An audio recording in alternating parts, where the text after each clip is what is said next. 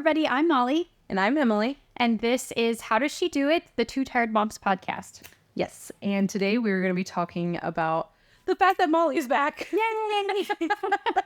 But also, she got this rare opportunity to kind of swap roles with her husband. Yeah. And for once, she was the one that was away from the family while he took care of things, which doesn't happen very often, at least not in our relationships. Never. Like, Yeah. Mine and Andrew's relationship is pretty traditional. Yeah. Where I take care of things, he goes to work, provides for the family, those types of things. So this was different. This was way, way different. So I want to start out by asking, what was your favorite part about it? Actually, no, back up. Can you explain a little bit about the situation you were in, right? Yes. So we have a business, and one of our employees actually moved on to better things. So I had to train a new employee, right? And since me and Andrew work in this business together, and I do the office side of things and he does the infield side of things, I had to be the one to go to work every day and fill in and train this new person while he hung back and helped the kids with all the things. Because my daughter's in cheer and they both have school and they go to different schools, and it's a lot to do, you know. So he became Mr. Mom for he did. Yeah. You know what? I was around for it and he rocked it. He did. I would like to preface that he did an amazing job. Andrew is super competitive though. So he was not about to fail. Not at all. So, no chance in hell was he going to be like, I didn't do this. Yeah. I didn't handle this like a man. Okay, so now that everybody has kind of like the background of this, what was your favorite part about it? My favorite part was waking up and having nothing to do but get to work. Dang. And that was it. What is that like? And I know that, you know, most of us moms don't get that. We have to wake up and get our kids ready, get ourselves ready, and those types of things. And I will say that, you know, me and Andrew, while he's at home a lot more than he ever used to be, he's been pitching in a lot more. Yeah. So we've kind of been sharing those tasks, which is also really new for us. But I have never done it where every single day I don't worry about anyone but myself.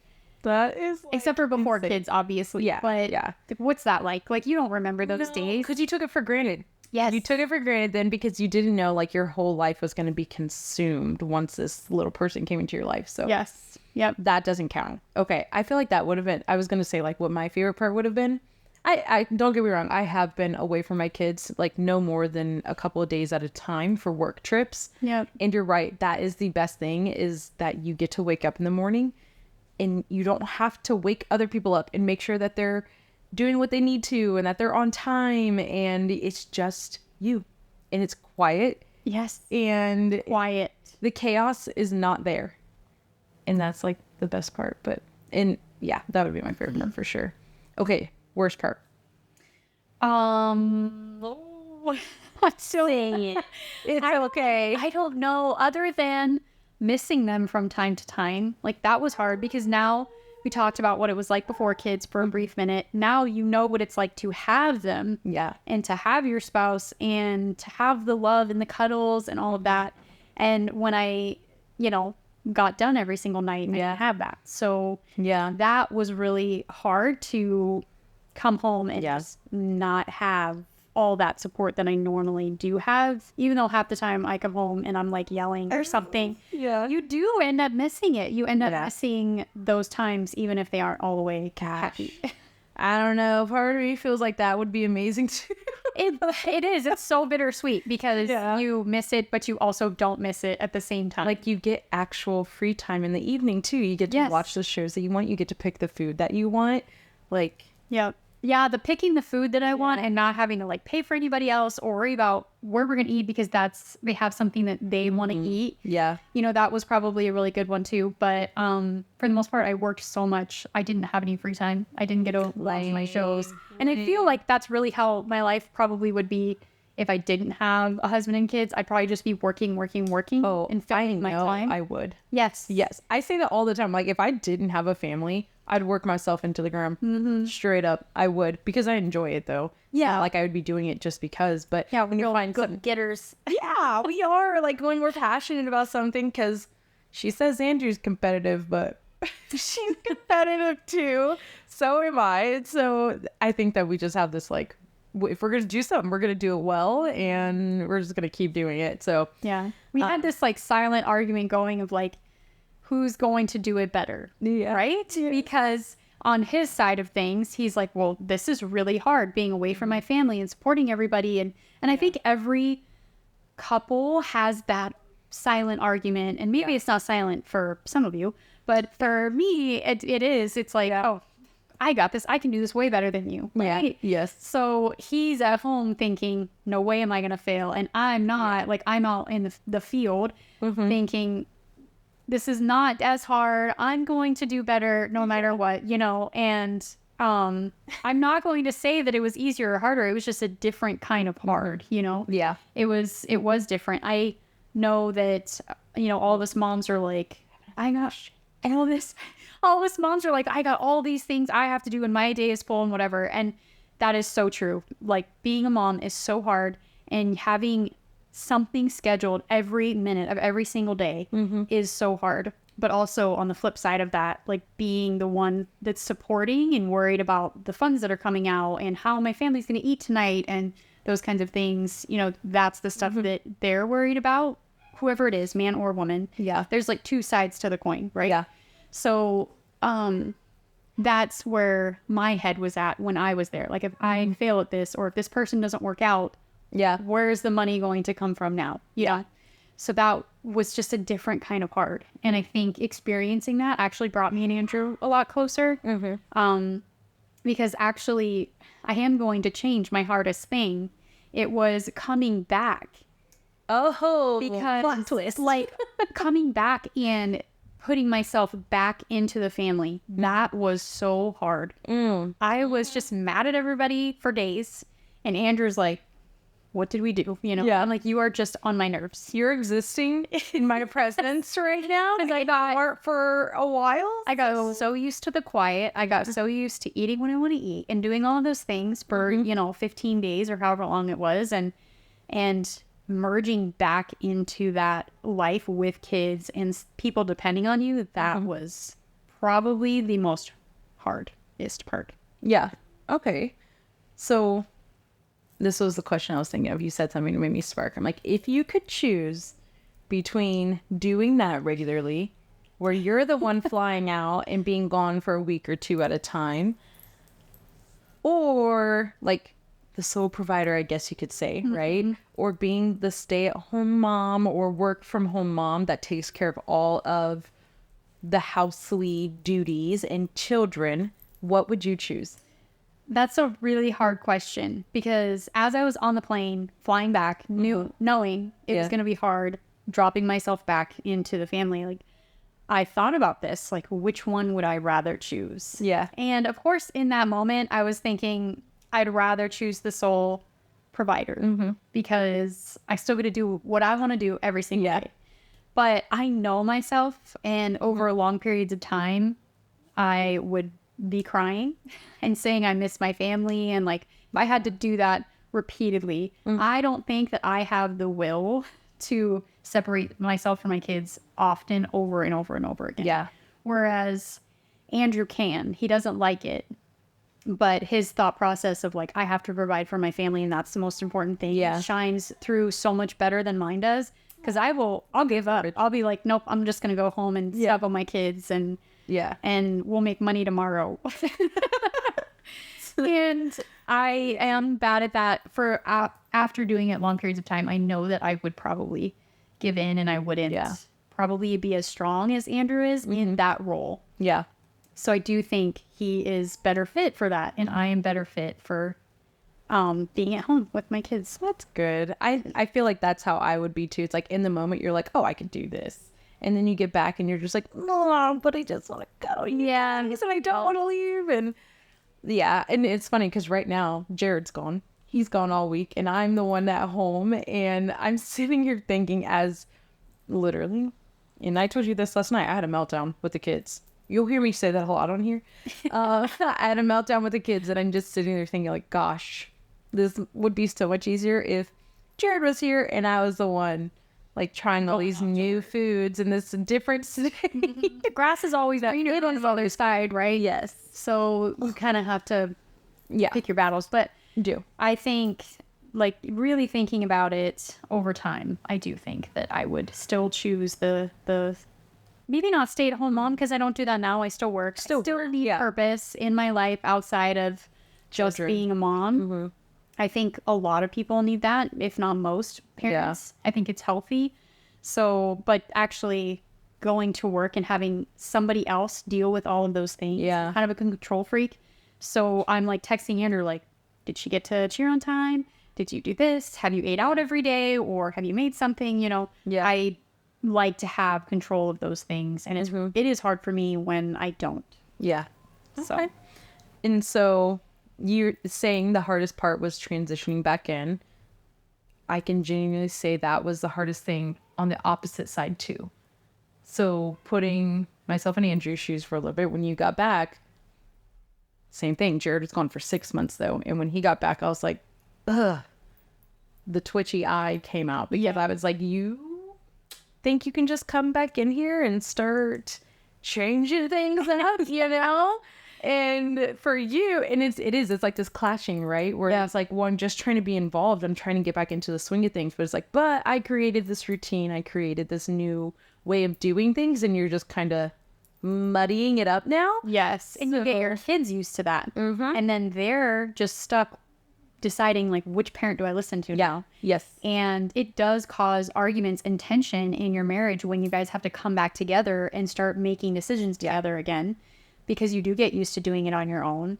We just had that conversation probably yesterday where he was arguing with Sam, and I just wanted to step in and be like, no, don't be disrespectful, whatever, to Sam. Yeah. And Andrew just looked at me like, he just gave me the eye. He's like, I've got this. I've been doing it for 2 weeks. I don't need you to step in at this moment. And that was hard. That was so hard for me to not take control when I'm used to doing that. Yeah. So that's awesome though, that you got to experience that, because I feel like a lot of people probably don't get that opportunity to do it. Yeah. But to be able to hear the perspective on the flip side, do you think that it added like another level to your marriage, to your relationship, to now see things from his point of view?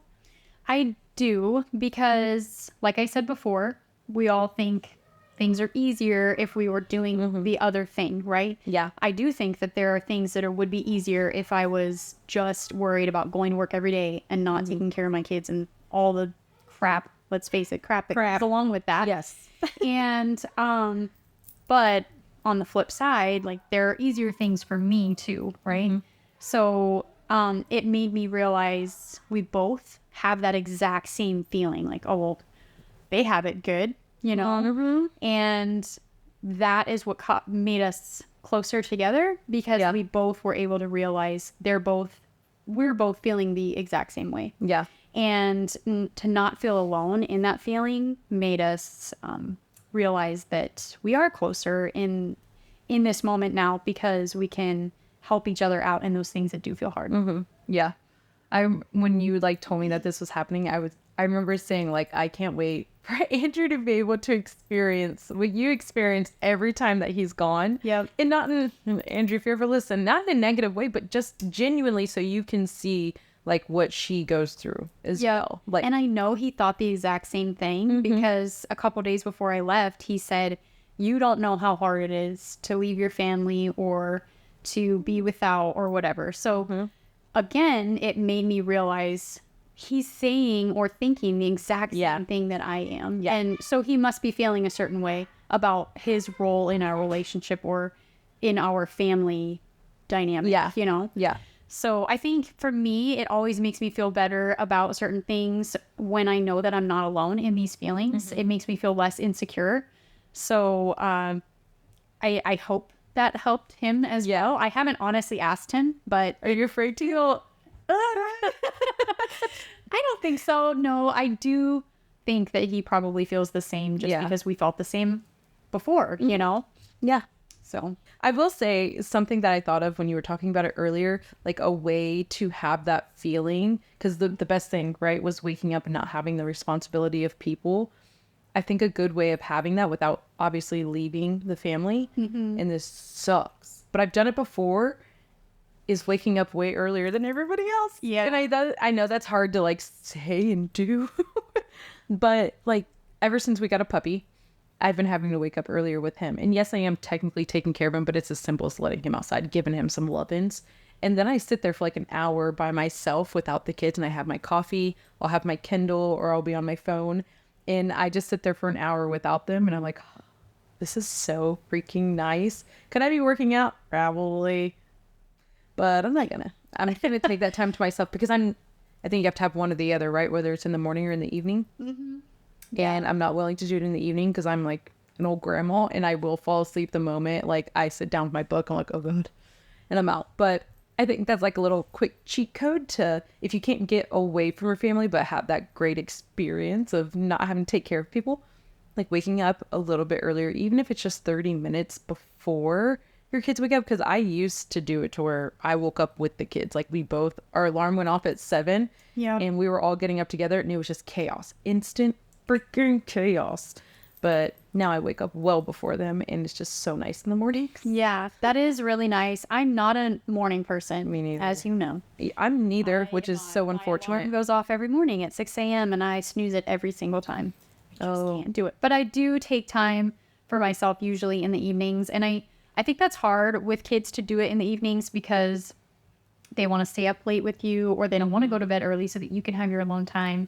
Yeah. But Or they keep getting up out of bed. I know my kids don't do that, but I hear a lot of my friends that they're like, Yep. they need a glass of water, their tummy hurts, they're this, and they keep interrupting that your alone time. So I can see that. Yeah. my kids are not super bad at that. They will do it sometimes, but they also know that they will get reprimanded if they like, obviously, gotta go to the bathroom or something, get up. Yeah. You don't have to tell me. Yes, you don't need to tell me that you are pooping right now.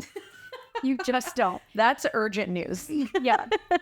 So I do like to take my time in the evening, and I just sat my kids down, who are older, by the way, like 5 and 9. I sat them down and I said, hey, this time is important for mommy. It makes me not want to yell at you during the day. Yeah. So Yeah. let's just give it to mommy so that tomorrow we can have a good day. And that really has helped. Yeah. That's good. So Well, I'm glad that you shared all that. And I'm glad you got that experience for both of you, really, and that you also used it as an opportunity to grow rather than pull you apart. Because you easily could have come home and been like, well, you're doing this wrong, or you changed this up, and now I have to fix it. And vice versa, right? Like, you weren't here, and you've been doing things this way. Like, you guys could have tore each other apart. yes. Very easily. And it's hard not to do that. You have to make the choice every single day to look at it positive. Because I'm not going to say that those things were not said because they were. So it's easy to say, well, you did a crappy job or whatever. But I also saw how great Andrew did. And I was on day 2 of coming back and the kids came running into the room that morning and were asking Andrew for things, not me. They ran right past me. That's never happened. Yeah, the whole time that I've been a mom, ever. So obviously he did a really good job, right? Yeah. They're just sidestepping me to ask him for something. So That's historic. just focus on the positive and give them praise for the things that they do well. I'm proud of you guys. I am. And I'm glad that you're back. So glad. I think everybody else watching is really glad that you're back as well.